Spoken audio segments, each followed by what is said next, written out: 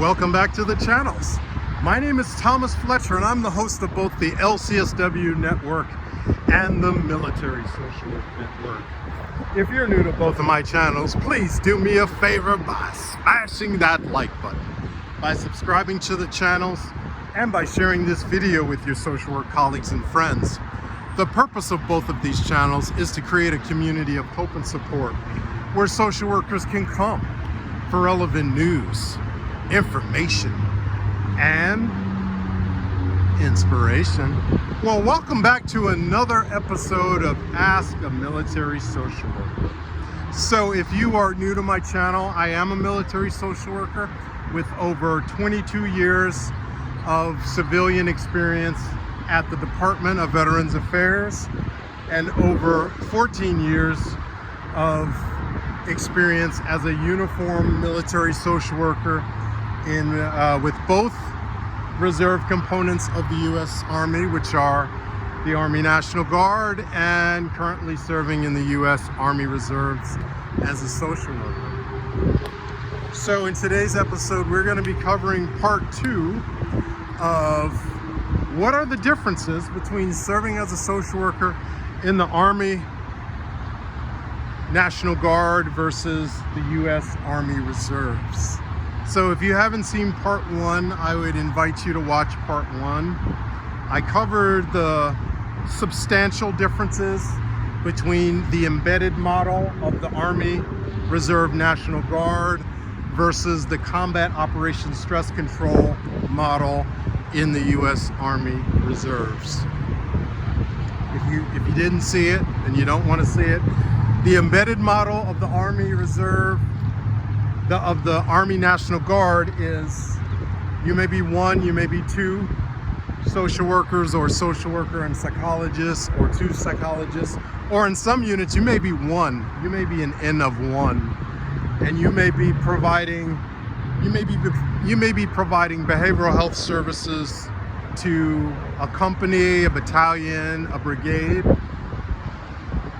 And if you're lucky, you may also have a behavioral health tech, or you may have 2 behavioral health techs, if you're lucky, or 3, working with you, those wonderful 68 x-rays. But it's tough. And I served for 11 years as a social worker, as a behavioral health officer in the Army National Guard. And I would say that's actually a tougher gig. Again, I did that for 11 years. And I'll explain why it's kind of a tougher gig to be a social worker in the embedded model of the Army National Guard versus in the reserves serving in a COSC. Again, in the Army National Guard, you may be 1.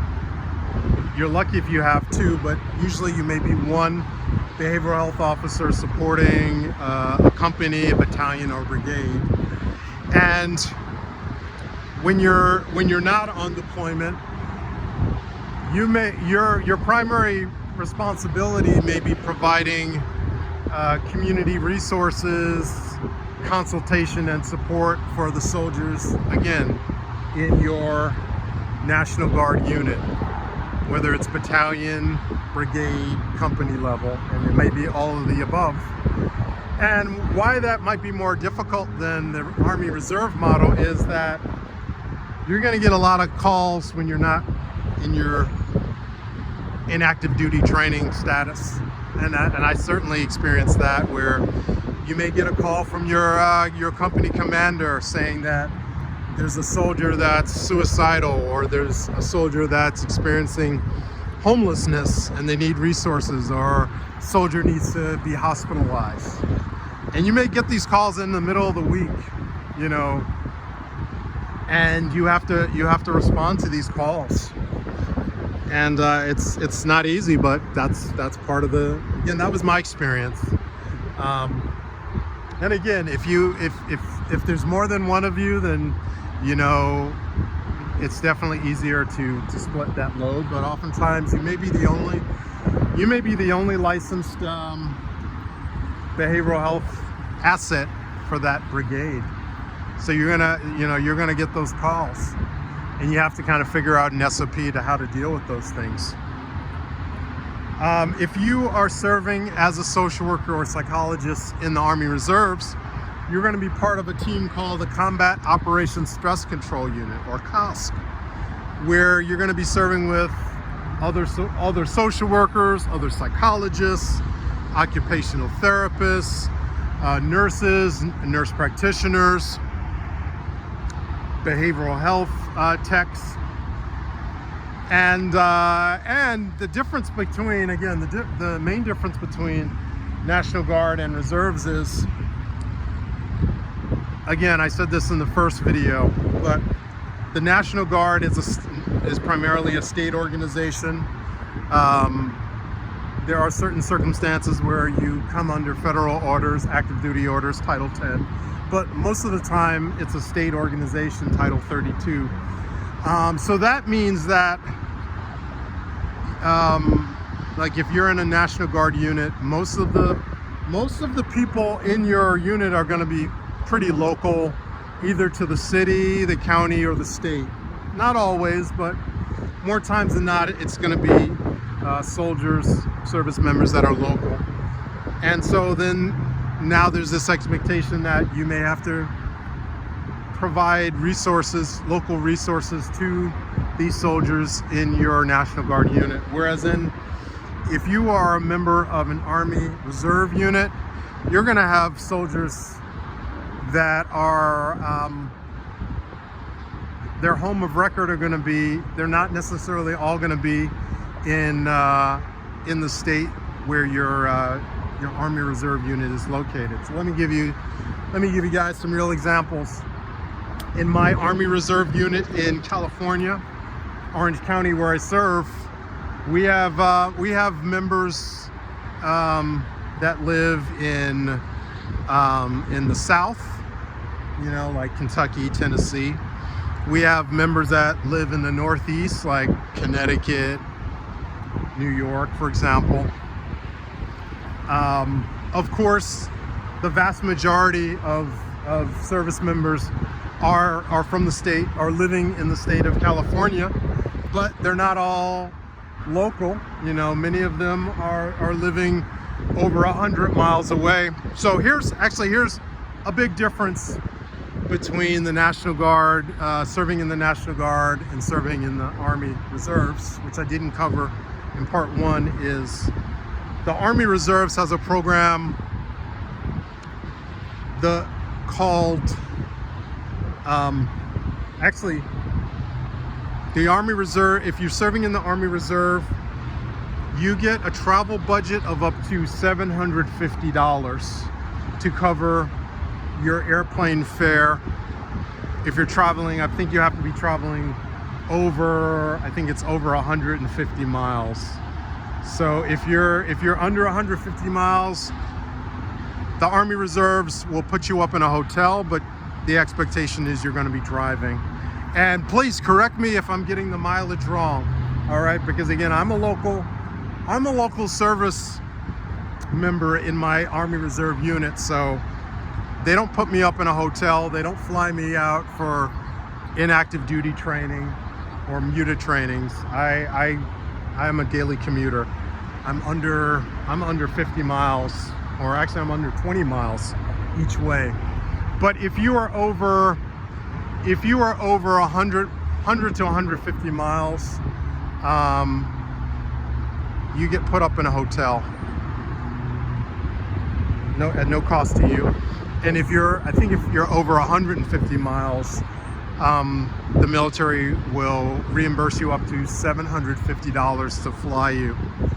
So again, you could be living across the country, or even outside of the country, and with the Army Reserve, and your hotel will be taken care of, and your airplane accommodations will be covered, right? I think that's a big difference. Whereas in the National Guard, to my knowledge, and again, please correct me if I'm wrong, if you're in the National Guard and now they have the same program that I just described for the Army Reserve, please correct me, because again, I've been out of the the National Guard for almost 3 years. And I was not aware of this program until I transferred into the Army Reserves. So that's a really big difference.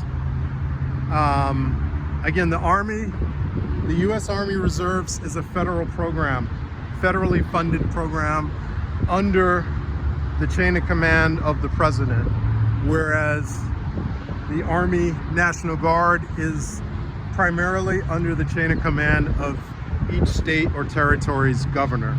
Okay, only when the president activates or federalizes National Guard will that state come under the president's command. But under normal situations, if you're serving in an Army National Guard unit, you're going to be under the chain of command of that state's governor.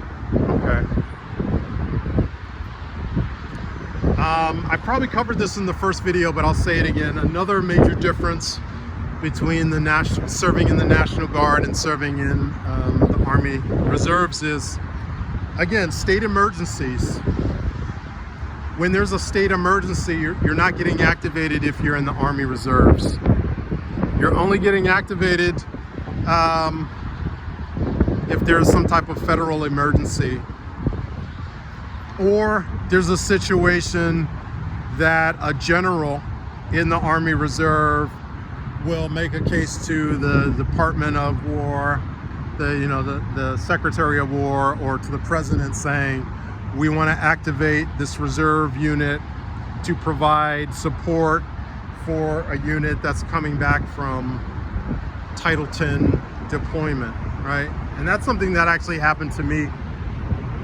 Earlier this year, my unit was activated to provide behavioral health services for a unit that had been hit in the Middle East, and the survivors came back, and we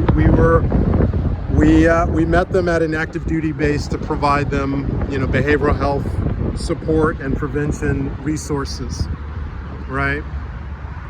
So during that time, we were put on active duty Title 10 orders for a specific amount of time to provide support from a unit that, again, had come back from deployment. So these are some of the main differences. I mean, I can probably make another video about promotional opportunities. Yeah, I don't want to make this. I try not to make these videos too long. So I think I'm gonna land the plane right there. But I want to thank you all for watching this video. For all the social workers and other licensed mental health professionals, thank you for the work that you do every day. For your clients, for your agencies, and for the professions. Please continue to support each other and yourselves. Bye for now.